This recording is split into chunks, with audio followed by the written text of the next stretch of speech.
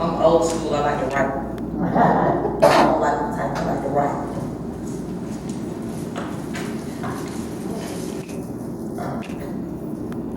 Before we get started, let's go ahead and get this on out the way.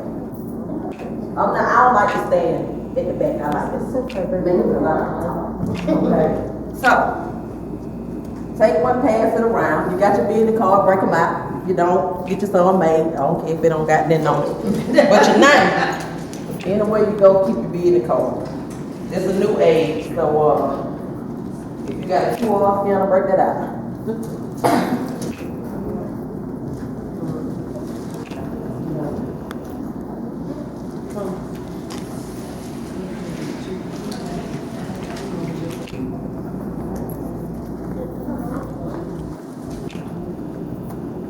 It's too warm, that's fine. Please don't drop no floor.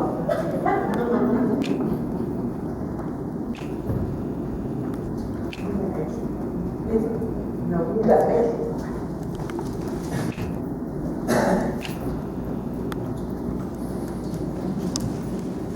All right. Got that out the way. So when you first meet someone, what is typically one of the first questions they ask you? Just holler it out.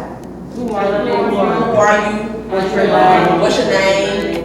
What's your name? If you're a little older, y'all like to ask who your mama, who your dad, where you work. Older people get a little bit more nosy than the younger people, but they want to know all kinds of stuff like that. So those are simple questions, simple answers. But as you age, the questions become more complex. Who are you? What do you do? What are your passions? What are your dreams? What are your aspirations? And the more you explore yourself, the more you go through life, you're going to find out what are your passions, what your dreams are, and the more complicated the answer becomes. It used to be, what's your name? You know, my name is Carither. I'm 16 years old. I'm in high school. When I graduated, I wanted to go to college. That was it. So with that being said, I'm gonna jump right in. My name is Carither. I'm an entrepreneur. I own 3 businesses. I own Generation of Beauty, which is a nonprofit for teenage girls. I own Therapeutic Extensions, which is a stretch therapy. And I also own a mobile notary. So that is all of that. In the corporate realm, I'm not actually in corporate right now, but when I was in corporate, I was an operations supervisor. So in life, there are going to be moments that you look back and you just say, how did I get here? Why am I here? This is one of those moments. So I'm going to take y'all back. The year was 2013. I was enrolled in college, had 2 small kids. I was working part-time at Turner Field, and I started a temp job part-time, which is, I was working at logistics. So, 2 kids, going to school, working 2 part-time jobs. The part-time temp job, I used to work 1.5 hours a day, and they would say, go home. I got so discouraged. I was like, I don't keep coming here, and this ain't never gave money. I ain't coming. And I had learned every position in the warehouse. Just when hired on. I wasn't getting paid the money like everybody else. 2017, hired on full-time average warehouse worker. And January of 2018, 1 year later, I was promoted to lead. In February of 2019, I was promoted to operations supervisor. So I said all of that to say this. It doesn't matter where you start. If you know that that is where you're supposed to be, and God has told you that's where you're supposed to be, you can't leave until you get whatever He has for you. I wanted to leave when they was only giving me an hour and a half. I was like, this ain't in the gas money, baby, I ain't got time. I go somewhere else. But God wanted me to stay there for that season. So I got here today because I genuinely love helping people. Don't matter Whatever your need may be, if I can help you, I'm gonna help you. If I can't, then I'm gonna make sure I connect you with the right person, or get somebody that can give you those that information. I help every woman out, every man out. I created relationships during this time that I was working. I was willing to be judged at the risk of non-approval from other people. Because a lot of people was telling me, like, you don't know what you're doing. How you telling somebody else? Or why you telling her this? Or why you telling him that? There were a lot of people that are afraid of change. A lot of people are afraid that somebody else is going to take your job. No one else can take your job. That's your job. How can I take a job that's for you? So success wasn't about how smart, how fast, or how tough I was. It was about helping the people that were around me. I was only as strong as the people that were around me. So that's how we advance. So bring us to today. In our world, but there are a lot of things about self-help, but as we look around in the world, there aren't a lot of things about how can I help someone else? How can I be beneficial to the next person? So that's why we're here. Anybody in here, you like the job? Raise your hand if you like the job. Anybody in here proud of your achievements, whether it's at work or in your personal life, you're proud of it? There are a lot of people who are proud. They're proud of where they're at. They enjoy their success, but there are also a lot of people who are not fulfilled. You have a big house, you have a big car, you have big dollars. But if you don't have fulfillment, you are empty. Fulfillment comes when you learn how to help the next person. That is where you get your gratification. It's not in yourself. It's when you pour into other people and you can see those things manifest what you poured into them. That's how you get fulfillment. So that's why a lot of people, millionaires, commit suicide. All of us down here, picture pennies, we're like, hey, you got all the money in the world. Why are you so? Why aren't you happy? Why aren't you fulfilled? Because money doesn't buy those things. A lot of people say that, but the older we get, you see that you can go and buy you a burger bag. You and your bag gonna be home. You and your bag. The bag can't give you anything. The bag doesn't give you anything that you don't put in it. So that is how you get fulfillment. Is what you do for others.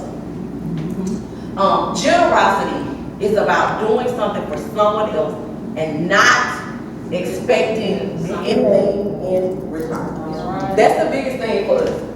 If I give you something, if I help you out, you better be ready to give it back to me when my turn comes. That is not what generosity is about. Generosity is about, and my grandmother Mary taught me this, you never give somebody something that you want back.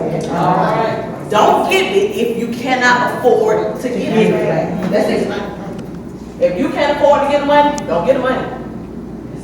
If you can't afford to give your time, don't give them your time. If you can't afford to give them a piece of your mind, because we ain't only got a piece anyway. If you can't afford to give that little piece away, you better keep it. So generosity is about giving and not expecting anything in return. That is why we're here. The human spirit does not care about life situations. It ain't concerned with your past. It's not concerned with what the weather is. It's not concerned with what the doctor says. Your human spirit is worried about what is next. What's next for me? Okay, cool. You did all that in the past, but what's next? Your human spirit is designed to make you soar. That's what it's for. Your brain, on the other hand, takes records. Your brain says, last time you did this, you failed. Your brain says, well, I seen Sister so-and-so do it. She failed. Your brain says, don't do it. That is what your brain does. So there's a constant struggle between your brain and your soul. Your brain says you're going to jump and fall. Your soul says you're going to jump and fly. That's just how we're built. I know a lot of people don't shave anymore. They go to, get the Brazilian wax and all that. But shaving cream, men still use it, And shaving cream is no good on the inside. What can I do with it when it's on the inside? Ain't no good to me. Just sit here. So shaving cream is like, this can of shaving cream represents you. On the inside of you is your love and your knowledge. It's no good to anybody just sitting right here. So once you start showing love to your sisters and your brother and the love, and you can see they don't even look like it this much in the inside of the can. But once you start giving that love and that support to your sisters, on the outside it just taking over everything. When you use shaving cream to shave, it makes everything smooth. That's the same way love is. When you start showing that love, it's gonna overtake everything around. It's gonna make everything so much smoother when you have that love. I keep going on and on, they didn't call it that. But you can see, like, I had a cup. The cup is overflowing, overrunning with that love. And that's what we need. It gets hard to show that love, but that's what we're here for. That's why we are all sisters and we're connected. So how do you show your sisters that love? First of all, one thing you can do for them is check on them. Check on them and show up for them physically, mentally, emotionally. I'm the friend, I got some of my friends in here. I'm the friend, I'm gonna send you a message. You ain't gotta respond back, but I'm gonna send you a message. I'm gonna call you, I'm gonna check on you. If I can't get to you, then I'm gonna tell next somebody. Hey, when you talk to so-and-so, tell them that I asked about it. Number two, you can collaborate and don't compete. Competition thrives on insecurities. So the more you're in competition with other women, that shows that you're insecure in yourself. Find common ground with another woman. Everybody got something in common with somebody in here. No matter what it may be, we all have something in common. Number three, celebrate their victories and yours. I know a lot of times these days we're like, I ain't telling nobody what I got going on. They gonna bring on my downfall. They hating on me, and you have to learn how to celebrate yourself. If you don't know how to celebrate yourself, how you gonna celebrate somebody else? Right. You have made an accomplishment. It took a lot to get to where you're at. So why would you hide that you achieved something? That makes no sense. And no one can pray on your downfall, because if God gave it to you, it don't matter what they praying or what they saying. So you have to learn how to celebrate yourself and celebrate others. Dionysus talked about this one. Lean back and listen. Not all the time people are looking for your advice. Half of the time you don't know what you're talking about anyway. You ain't been through it, so how can you tell somebody else what? But a lot of times people just want someone to be there, to know that you held that time of day just for me. We all want to be seen and we all want to be heard. So just lean back and listen. Next, you can meet up for coffee, brunch, lunch, dinner, tea, wine, whatever it is you like to meet up for. Take that time, set that time aside, and reach out to your sister. And y'all just have that one-on-one time or that group time. A lot of times we're so caught up with work and family and that we don't take the time for ourselves. So make sure you take that time for yourselves. Encourage the next person to go for it, whatever it is, in a professional setting and even in just regular society. Women have to work harder. We have to work harder to prove that we're capable of the simple things. That's just how it is. So the more we work harder at those things, we lose our confidence. Because I gotta work 10 times harder to prove to you that I can do the same job better than a man that just walks up. So that eats away at your confidence. So we need to find ways to boost each other's confidence. Show love and compassion. It's free. It is free. It does not cost you a thing. And just like my aunt said, it can transform somebody's life.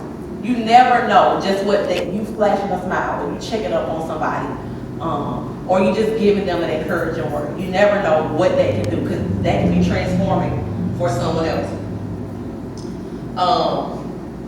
I want you all to know this. It does not matter if you have your own business, if you work at a warehouse, if you stay at home with the kids. This is the key thing. 100% of your customers, your clients, your employees are people. Everybody you deal with is a person. So you have to be able to reach them on a human relational level. If you can't create a relationship with someone, it's not gonna work. It doesn't matter if it's your client, your customer, or your employee. You have to be able to create those types of bonds.